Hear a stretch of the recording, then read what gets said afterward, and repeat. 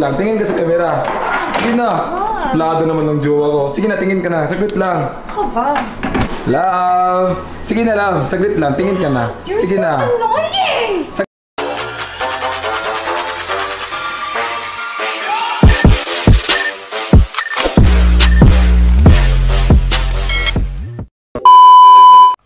Yo, what's up mga repa? Welcome back again sa ating YouTube channel. Siyempre, panibagong araw at panibagong memories na naman tayo. Siyempre mga repa, dito nga sa video natin mga repa, ay gusto pag-usapan natin yung syuta-syutaan ni Boy Tapang. What?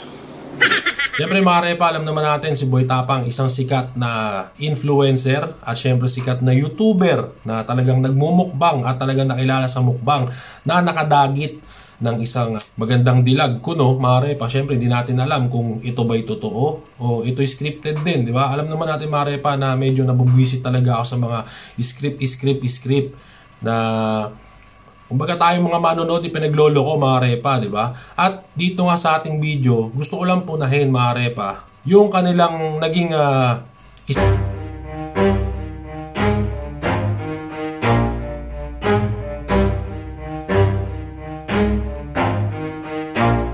siyempre, isang linggong pag-ibig mga repa.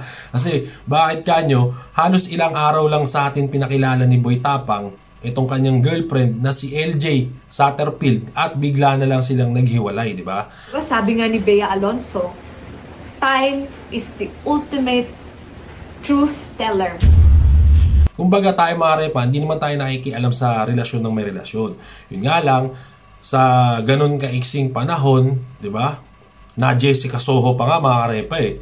Kaya talagang masasabi natin matindi talaga ang kamandag ni Mr. Boy Mukbang alias Boy Tapang. Diba? Na talagang kumbaga nakagat niya itong si LJ Satterfield. Actually mga repa, bilib na sana ako eh. Kaso isang linggo lang eh. Ang pinagtataka ko pa mga repa, kung kilala nyo si Boy Laway, which is ito nga si yung kasali sa BOTY. Naka-Jessica Soho lang kayo. Kala nyo kung sino na kayo? Ha? Amo na pulot. Magkano binayad mo? Sagutin mo. Ha? Jowa mo ba talagan? Boy Tapang? Gago! Basta si Boy Laway mga repa, ano? Sinabi dito ni Boy Laway na scripted nga daw yung kaganapan.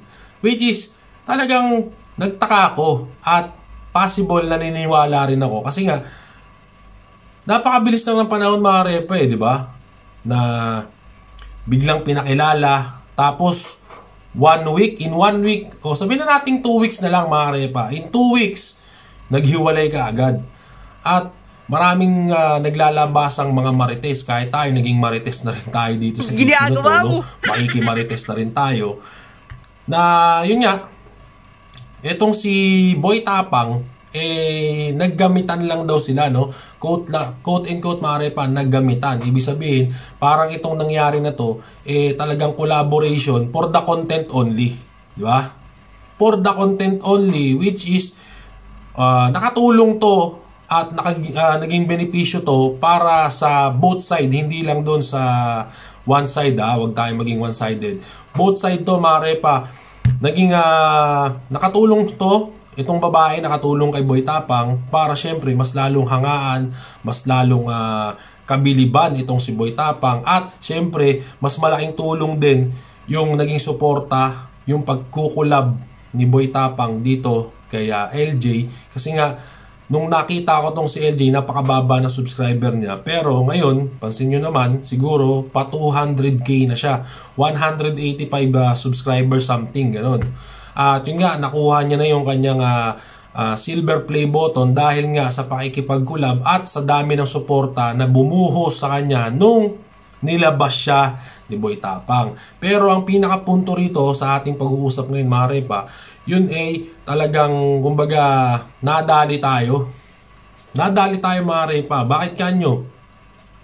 Siyempre ang buong akala ng lahat na talagang eto na yung babae para dun sa mga sumusuporta, taga-suporta ni Boy Tapang. Kumbaga, eto na. Kasi, kung napanood nyo yung mga iba't ibang klaseng interview kay Boy Tapang, natanong pa nga dito kung ano yung gustong-gusto niya sa isang babae. Which is, binanggit nga ni Boy Tapang na talagang ang pinakagusto niya sa isang babae yung foreigner, di ba? Yung medyo tisay. At yun nga, lumabas itong si LJ Satterfield, which is talagang tisay talaga. Talagang masasabi nating napakaswerte. Mula ulo hanggang paa, walang tapon talaga. Hindi katulad ng iba, mula ulo hanggang paa, yung ulo tapon ulo. Pero eto, si LJ Satterfield, mula ulo hanggang paa, talagang kain. Walang tapon kahit balat. Kumbaga sa hipon, hindi tapon ulo, di ba? Kaya, swerting-swerte na si Boy Tapang sana. Yun nga lang, mare pa, di ko ba alam bakit nagkaganon, no? At syempre, gusto ko pag-usapan natin sa comment section kung ano yung magiging komento natin lahat o komento nyo, no? Kasi syempre, ngayon lang naman ako, kumbaga ako, taga-subaybay na lang ako ngayon, nanonood na lang tayo ng mga video. Pero eto nga, gusto kong magbalik para syempre gusto kong mapag-usapan kung ano ba yung mga pangyayari ngayon dito sa social media. At talagang nagbabalik na naman yung ingay, di ba? Kakapasok lang ng BOTY, may nagsuntukan, mayroong na-hospital, nakatarantaduhan, at ngayon nga, si Boy Tapang nagkasyota, pero 1 linggong pag-ibig lang, at yun nga, tapos na. Kaya kayo mga repa, pag-usapan natin, abangan ko kayo sa comment section. Kaya hanggang dito na lang muna, puputulin ko muna ang usapan natin. Thank you, goodbye, God bless, I love you mga repa, ingat kayo palagi, bye-bye.